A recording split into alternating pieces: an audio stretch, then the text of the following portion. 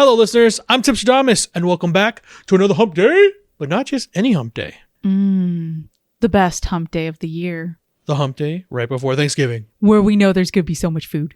Yes. Joining me as always is my talented and beautiful co-hostess, Voyse. Good morning, Timstradamus, and welcome to all of our listeners. Happy pre-Thanksgiving Day. Well, because I like things that come in threes, I have 3 fun Thanksgiving Day facts for you. First and foremost, Butterball Turkey actually has a talk line to help you with any of your turkey cooking festivities. I didn't know that. They've had it for seriously, 20 plus years. A talk line. I know it's old, all right? But I think it's amazing that they've had this phone line and service for so many years just to help people make a great Thanksgiving Day turkey. So for my second interesting fact, Jingle Bells wasn't originally created for Christmas. It was created for Thanksgiving. What? Yeah, the trend actually took off at Christmas and then became a Christmas song, but it was originally supposed to be a Thanksgiving song. You need to stop rewriting my reality. I just figured it'd be a lot of fun. Jingle bells on Turkey Day, baby. And last but not least, Benjamin Franklin wanted the turkey to be the national bird. His letter to his daughter quotes it as, "For my own part, I wish the bald eagle had not been chosen the representative of our country.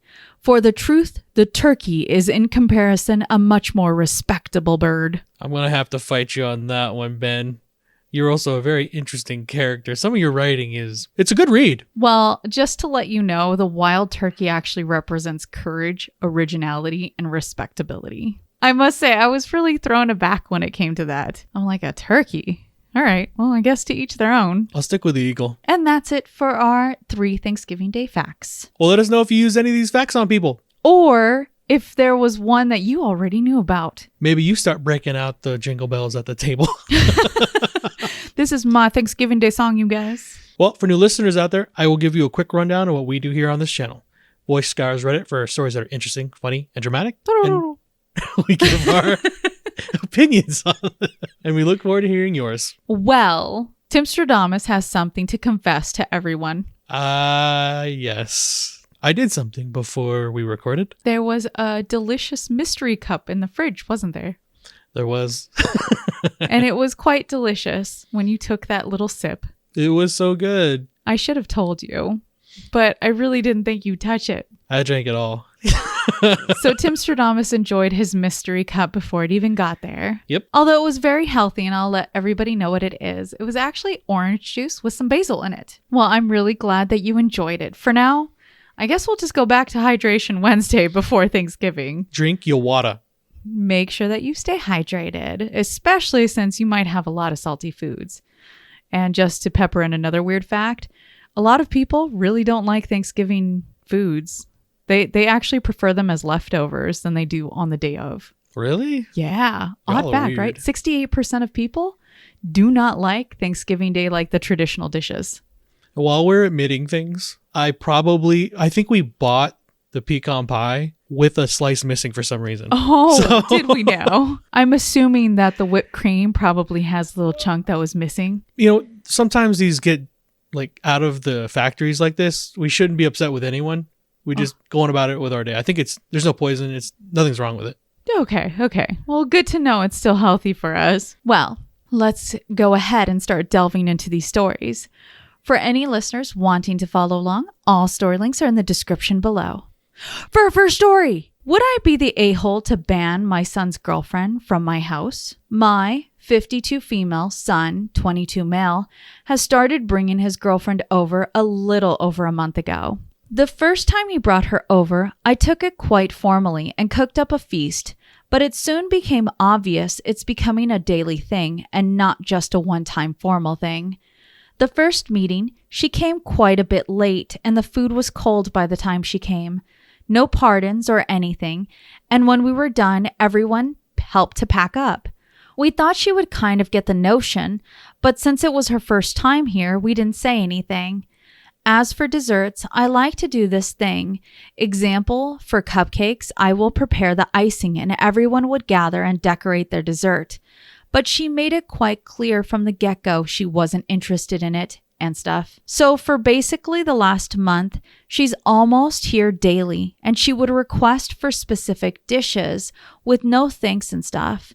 My other son, 17 male, has also verbally called him out on her not contributing anything gently, but she said something along the lines of, no ring, no wife duties. I don't see this as a wife duty. I would do this for my friends' hangout, and everyone in my house put a hand in. My daughters, my husband, and my sons. So today, when my son told me that she requested a specific meat pie for dinner, I am quite done. However, I don't want to affect my relationship with my son over this, especially since he really likes her a lot, but I'm really considering banning her from our dinners. Edit. The reason I have such a big problem with this is because my other children has brought their mates back. My eldest son and his girlfriend is living in my house, actually, but none of them have a problem like this. It was almost natural of them to contribute. Also, I don't have a problem with not wanting to decorate, but it's the idea of her not joining in on family. Like movie night and everything, she would just stay in the room alone. Even my son was in the living room. Other edit. Yes, it was verbally communicated to her that she's expected to help out after maybe a few weeks, but she replied with the no ring, no wife duties ideology. And no, my son isn't able to get his own place. It's expensive, and you need to be married to get a house. He can't just move out. And last edit. As for the people asking about the housing issues, search up Singapore. Now, just to add some more details from our OP when it comes to the comment section, the girlfriend is, and forgive me if I say this wrong, Angmo, which is their way of saying they're a white person or a Caucasian. And the girlfriend does not help to clean up with the family at all. Okay, well, I don't care what color, creed, or race you are. When you come into someone else's home, when you don't contribute in any meaningful way, that is a problem. And that's all our OP is trying to convey to us, I believe. I want to ask, is this girlfriend moved in? No, she literally just comes there for dinners. Okay. For me, by the way, this is what I would consider a mooch, but that's just Sure. me. I mean, you're coming in, you're not contributing. You're not offering to clean. It doesn't sound like there's any groceries being bought or helping to cook. She's requesting that foods get made. Yeah. And she's already said they've had these conversations with the girlfriend. So our OP hasn't. Our OP said in the comment section that her husband and her other sons have tried to bring this up with her and has, I guess, continued to push it off saying, hey, no ring, no wife duties, you deal with it. I don't understand what that even means. You're coming into a family asking things of people and you're not paying that forward. What does it matter, your relationship status in that type of situation? I'm dumbfounded by that. If you want your food, you make it. If you're unwilling to be a part of it, and I don't really care so much about like spending time with the family and her not wanting to decorate things or be in the living room, that stuff's not what I'm upset about. Everyone is allowed to have their own hobbies. They don't owe you sitting around and watching movies together. On the other shoe, though, if you're still in the same household, why are you there? It is a little weird that the boyfriend, because they clarified, the boyfriend will be out hanging with the family while the girlfriend's in the bedroom. I don't know why it is. Maybe there's a thing going on with where she's staying and that's why there's this weird aloofness that happens. I don't know. Everyone's allowed to live their own life. That doesn't bother me. What bothers me is you're requesting things of people in a home that isn't yours, not contributing anything to that factor, and giving a almost sorry, not sorry answer to why it is you're not doing anything. That makes zero sense to me. In fact, that would be a really good indicator of what to expect from that relationship. If you can't give kindness where kindness is being given to you, that is a character flaw. OP, you're not the a-hole. I would stress though, because it sounds like you haven't had this direct conversation with her. Before you go to that extent, have a conversation with her. See where she's at through your eyes, not through what your husband and your sons have said she has said. Communication is important. So the consensus on Reddit is our OP's not the a-hole. For Redditors, the issues start that this girl who OP truly doesn't know shows up on a regular basis and even begins to demand dishes to be cooked. Nope. Now, OP let me go ahead and read this one comment, just because I feel like I grasp more of their character in this comment here. They said, it has been explained to, and yes, I don't particularly do meat pies. I'm Asian and prefer to stir fry my meals. Making Western recipes are kind of troublesome for me. And yes, everyone is kind of expected to pitch in. As for the cupcakes, I won't say it's a big problem. Obviously, it gave me a bad impression, but it's just about her not wanting to participate in anything we invite her to other than dinner, which she invites herself to. I have no problem with this, but it's getting ridiculous. I do have some pent-up frustration as I have not shared any of these opinions as soon as I found out my other children had a problem with her. I do not want to further cause a rift and has been trying to mediate by bonding with her. As for everyone asking me why I don't talk to my son about it, this topic has been constantly brought up by my other children/husband. I really don't see a point in repeating. It has been proven fruitless to add on. The reason why I even do special meals is because my son usually buys the ingredients already and I do not want it to go to waste. Now, OP also in other, I guess you can say in other comments, said one of the reasons why they created this post is because they wanted to understand if this is something that was common in Western culture. And they're like, based on how other people are responding here, this type of rudeness is not. No. The one thing that I can say, OP, is every person is very different. This really is just a very bad person. If they won't reach out the olive branch to at least get to know your family and at least provide a courtesy and respect of kindness back, they don't need to be going into your home.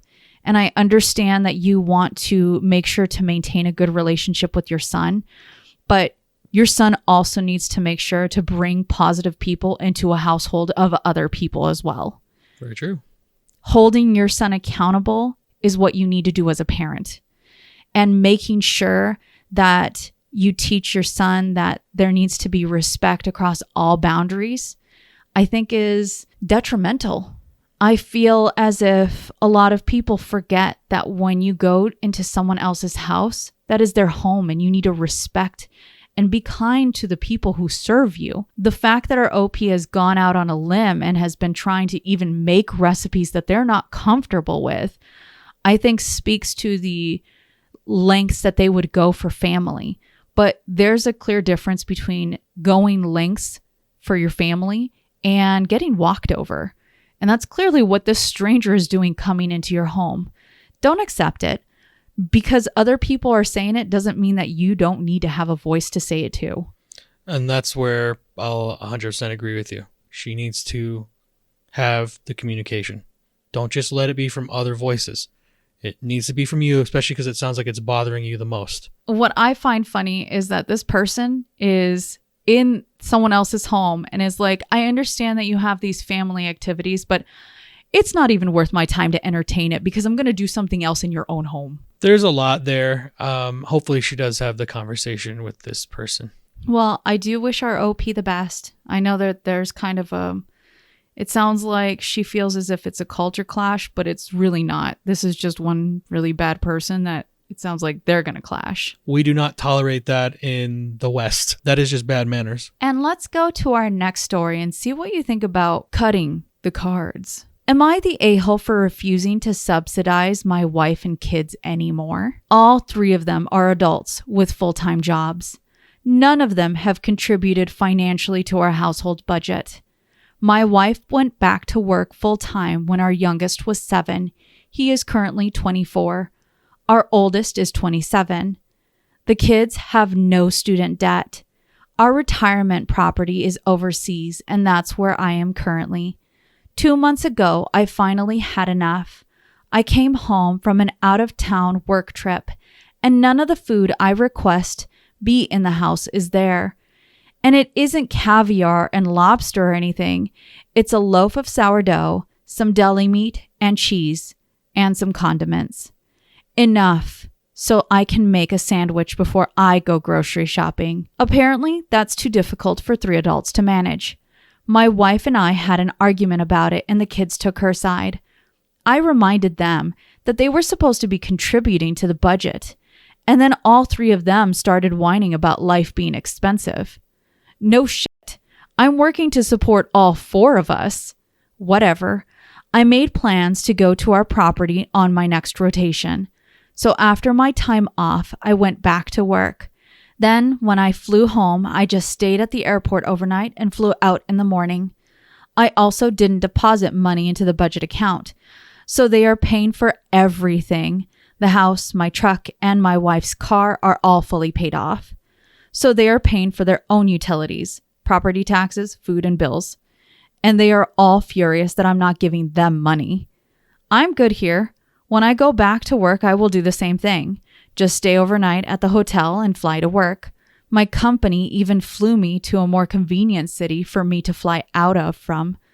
I think that 3 adults with full-time jobs and a free place to live should do fine. I probably missed a bunch of information, but I'm drunk and you can ask questions. If they aren't stupid, I will answer. Am I the a-hole? I like your frankness, OP. It sounds like you've been living a life and all of a sudden it dawned upon you that even just the small things you ask for are not even being given to you. And it's dawned on you now that you're being taken advantage of. He asked for things to make a sandwich. Is that so hard when someone's providing, it sounds like everything for adults? All adults that have jobs? I would say no. It sounds like he's paid for everything for everyone for this entire time. Correct. Look, I'm not saying you need to have the red carpet pulled out for people who do provide for you, but there definitely needs to be a give and a take there. No one wants to feel taken advantage of. How old is he now? I mean, he's got to be in his 50s at this point. He says both his children are in his late 20s, or at least in their 20s. They don't have any school debt. Nope. That I can actually confirm by OP in comments was paid for by him, which was something that his wife pushed for because apparently it would help them start contributing to the household right off the get-go, which they haven't. Sounds great. That's a great plan, but you haven't. I'm certain that this has probably been a conversation that they have had at length. And what's sad is he's just taking a flight from work and going and staying at their rental retirement property, I guess, because he'd rather be there and be appreciated by silence than be in a household of people who don't care about him. It sucks when you find out you're just a paycheck. He's asking if he's the a-hole for letting adults be adults. Essentially, yes. No, you're not the a-hole. I would hasten to say this. You do need to have communication with your wife on some of this because it sounds like there's this weird, I'm going to teach you guys a lesson, but in actuality, that could end up playing a bigger role in a divorce than you know. So while it does sound like that, because our OP does provide a lot of comments and reading through them, I can feel the frustration, truly feel it. One of the comments that he said is tired of talking. Okay. So it sounds like our OP has tried communicating, has tried to mend these things. It sounds like him and his wife have never been on the same page with how things should be done. I mean, I can't even imagine myself, I guess you can say, seeing other people in the household work and not contributing to making sure that the household is healthy. Yes. I don't. That being on one person and hearing somebody say that things are expensive, I'm like, yeah, it's expensive for one person. Can you imagine trying to hold up 3 other adults on top of that? That have jobs and educations. Yeah. They can contribute. 100%. I mean, do I feel as if our OP is, one, you can definitely hear the different financial bracket that they're in. Probably is a lot of money. You're talking about a vacation rental. One of the points that he did put out in the comment section was their vacation rental is actually near a place where he's got his other family members there. So he's moving closer to his family. Well, it sounds like we have someone who has reached their wit's end about a situation. If they've had conversations, it might be time to go ahead and move forward with life. If people are going to take advantage of you and not contribute, there's no reason to be around those type of people. I don't care if they're your family or not. Love, respect have to go both ways. Now hearing those facts about how it sounds like you've talked to your wife ad nauseum about these type of situations, that it has carried over and bled into other aspects of your guys' relationship, and how there is no compromise, no communication, I understand why it would be in your best interest to go ahead and start the separation process. So no, you're not the a-hole, OP. Don't be okay with being taken advantage of. I side with that remark. For the consensus on Reddit, our OP's not the a-hole. For most Redditors, the fact that no one was contributing at all for their portion of living is just wrong. Aside from that, many said that it sounds like OP has probably already checked out of marriage. Our OP did provide us with an update, so let me go ahead and read that now. They said, hangover, so forgive errors. I woke up and read so many more comments than I expected. Many of them made me think, I really do not love my wife anymore. I love my kids, but they are leeches. I will be contacting a lawyer and initiating divorce. I also will be pulling the plug on my retirement. I have enough money to last me the rest of my life here. I also have a defined benefit pension, but it won't kick in for 5 years. Part of the reason I was working so hard away from home was to provide for my family. But now I see they do not give half a shit about me. I will be offering my wife the house in North America and my truck in return for a fast divorce. I think that's fair. I will keep my home down here. The only other option would be to liquidate and split everything. She has spent 30 years getting the house how she wants it, so I doubt she will go for that. If she wants to keep the house, I guess it's going to be up to her and the kids now. Thanks for helping me turn a drunken rant into a life decision. I was probably headed that way, but an outside perspective crystallized my thoughts. Isn't it fantastic when you can get clarification? I like to think that we can all work through the problems in our relationships, but that's not always the case. There are times where people do need to walk away, where you are being taken advantage of, whether it's emotionally or physically or financially. It's not healthy. I don't care if you're a man or a woman. If you're unhappy and your partner doesn't care that you're unhappy, that is a huge problem. And as hard as it is to walk away from the years that you have built together, hurting yourself from being happy in the future, I think is detrimentally unhealthy for any type of mental health in someone. Oh, it sounds like he's starting the divorce process, and hopefully they do it amicably and everyone can just go into retirement happy. It sounds like our OP already has a plan, and it's not, if she really wants that house, I mean, he's willing to split the 2 properties. I get this one that I'm always in, and you get the one that you worked for all these years, and that's it. We just walk away. Well, I do wish him the best. Find your own happiness, and man, as difficult as it might be for them, because now they'll have to start owning up the bills, they'll find their own happiness as well. Yep. Everything happens for a reason. Well, let's go on to our next story and see what you think about refusing a C-section. Boyfriend refused the C-section. This post is about friends of mine. I am stuck in between and would like outsiders' opinions, as I am being extremely careful about this situation. Ladies that did give birth, your opinion matters most. Let's call them Kate, 30, female, and Ben, 29, male, are really close friends of mine. I love them both dearly, and now stuck in an awkward situation. Kate and Ben are expecting their first baby in 1 month. 2 months ago, Kate announced to Ben that she wants to book a C-section because 1, the baby is oversized, and 2, Kate's mom is willing to cover the whole procedure with private care and doesn't want her to go through the pains of giving birth. 3, she is scared due to the stories her new mom's friend told her about their experience at a public hospital. Ben is very against the C-section. He insists that 1, it will ruin her body. 2, she will no longer be able to give birth naturally. 3, the recovery time from surgery is worse than natural birth. However, of course, if the surgery is necessary on that day, there will be no argument against that. Kate insists on the surgery, saying that she will most likely end up in hours of pain and then end up with a C-section anyway. What's the point of suffering if a C-section is an option and it will be covered financially? Ben keeps refusing. Personally, I try to be as neutral as possible, but this has been an ongoing argument and I am running out of things to say to the both of them. It's getting more heated because she has a few weeks to book the C-section.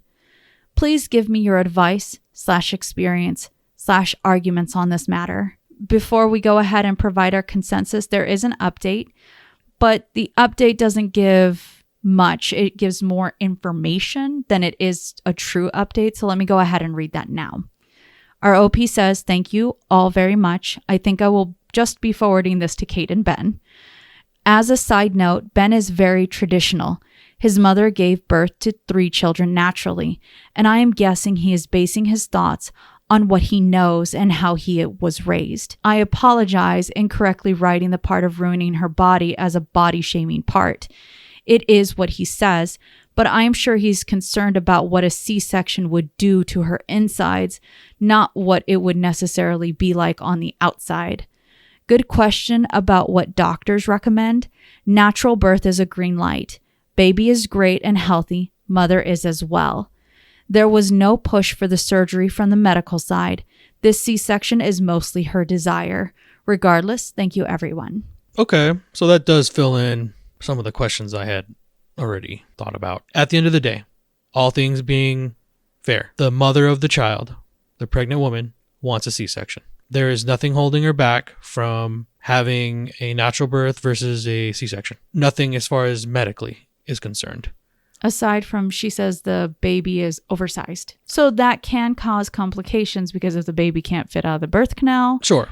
then you're just forced into a C-section. A lot of that, unfortunately, comes down to the day. You can have your birth plans all you want, and people have them specifically planned out to the day with their OBs or whoever they're working with as far as the delivery team. It comes down to what's happening on the day, what's your body saying you can do. But if all things are fair, like in this story, and she has a choice, again, kind of a choice, but not really. They're saying the baby's bigger, so it might be better for the mother to get a C-section.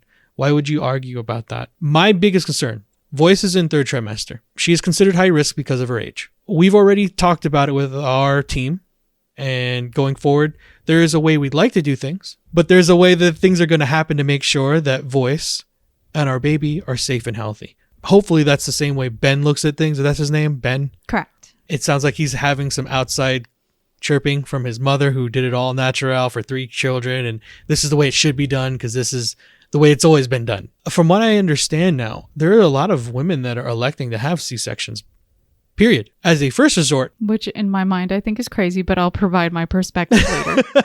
But you're allowed to have your birth plans. It is what it is. I have no opinion on people as far as that's concerned. You can have conversations with your partners. Voyse and I have. My big thing is just make sure we get out safe. Are we listening to our doctors? Are we listening to the professionals that are helping us get through this? Are we taking into account people who know what they're doing? The biggest piece of advice you can give to, because she's looking for advice to give to Ben and his wife. Correct. So at the end, OP, you're not an a-hole for wanting to give advice and be a place for your friends to turn to.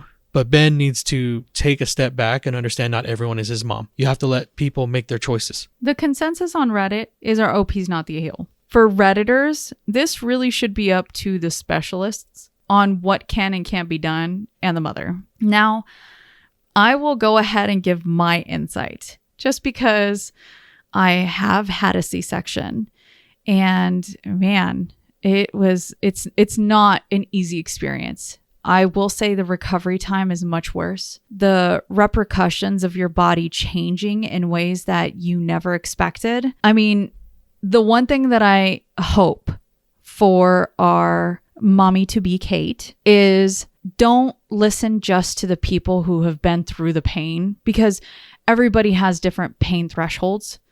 I consider my pain threshold to be fairly high, but the other part that I have to put out there is I really would like to have a natural birth. I experienced a C-section.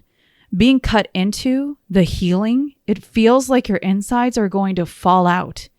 And you don't get a choice on healing faster than what your body can do. You only deal with that pain because you have to. That's what it is to live.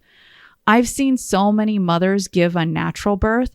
Their uptime is so fast. Oh, yeah. Their recovery time is amazing. I can say for me, because I've experienced a C-section and just how bad that is, I don't want another C-section. I will go through it for our child if that's the way that it has to be. I will do what's right for me and baby. However, if I even have just a chance to have a natural birth, and there are plenty of women who have had C-sections and have been able to have a natural birth later on. Is it a little more scary? Yeah, when you hear that your uterus can literally rupture and either mama and baby can potentially pass because of it, that's some scary, serious notions. There are exercises I can't even do because it pulls against my scar in ways that are so uncomfortable, it borders on pain. People don't tell you that.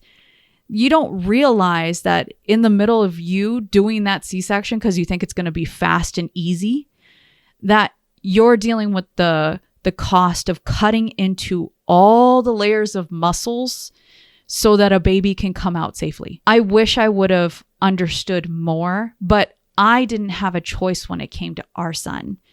I was 3 days in labor and I could not give it naturally. That's different than having the choice to at least try and then realizing, okay, this many hours in, I can't seem to do it and something's wrong.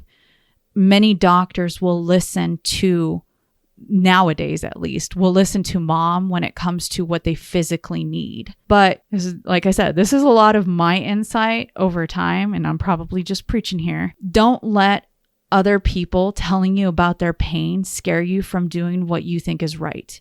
No matter what, giving birth, whether it's natural or whether it's C-section, you're going to deal with pain. It's truly whatever your body can deal with, whatever you think may happen that you're trying to avoid. It might not even be something that's there. So don't scare yourself into thinking the worst is going to happen. At the end of the day, just do the research. There is clarity in the knowledge. And Ben, back off, okay? Not everyone's your mom, Ben. God, everyone could wish to have 3 natural births, but nah. Listen to your wife. Her opinion matters too. You guys can come to a understanding. If not an agreement, an understanding is important. Well, I do wish our OP the best for trying to stay in the middle of that because I know that can be hard. And I'm really glad that she forwarded everybody's viewpoints onto her friends so that they can hopefully just back off. Yep. And let's go on to our very last story. And I know, it's the day before Thanksgiving. No one wants to deal with anything that's a little squeamish, but I will go ahead and just say this story might be a bit squeamish for some. So just be prepared. Okay. For our last story.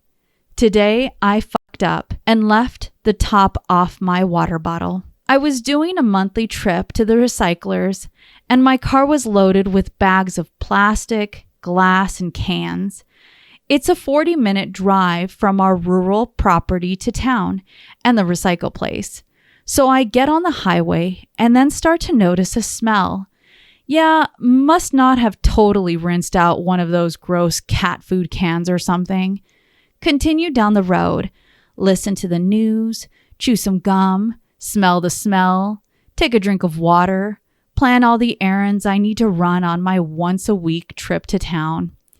After unloading the recyclables and heading to my next stop, I realize something still smells in my car. Driving along, I take another sip of water, but notice a shadow of some sort in the bottle, gray-tinted Nalgene. Huh? I hold it up to the light and fuck my life. It's a dead mouse.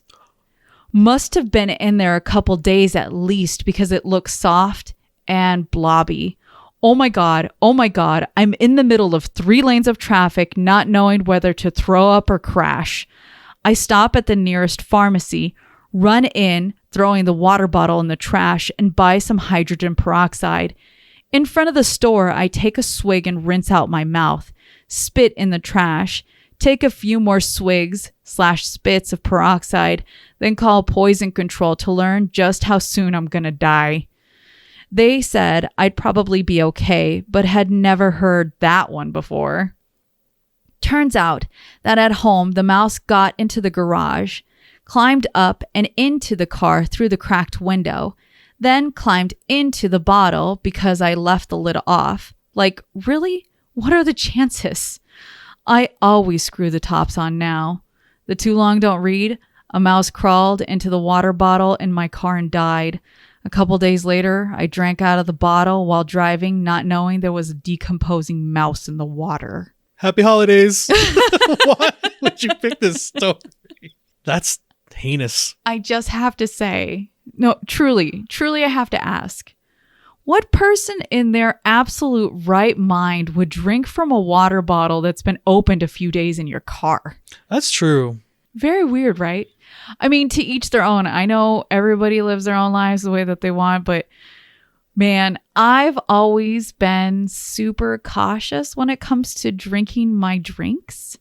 And one of the reasons why is because when I was a kid, I heard stories about like how in soda cans there's like the chance of there being like dead animals in it. And I know this is probably just like kiddish grossness being spread around. But for me, it always made me paranoid, which is why whenever you see me, I don't like to really go for like canned drinks.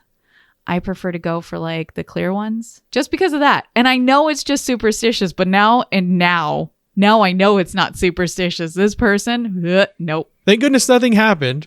Obviously, he's alive because he wrote this down for us. Or she, because we don't know if it's a man or a woman. That's true. Equal opportunities for being gross.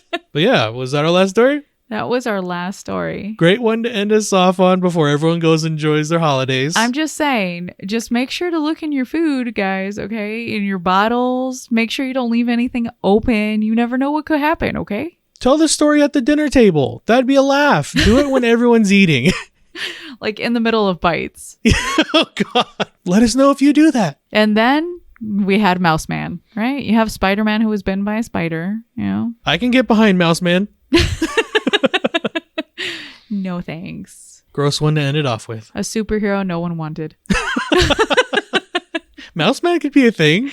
It could be. It could be. Just not the getting there part.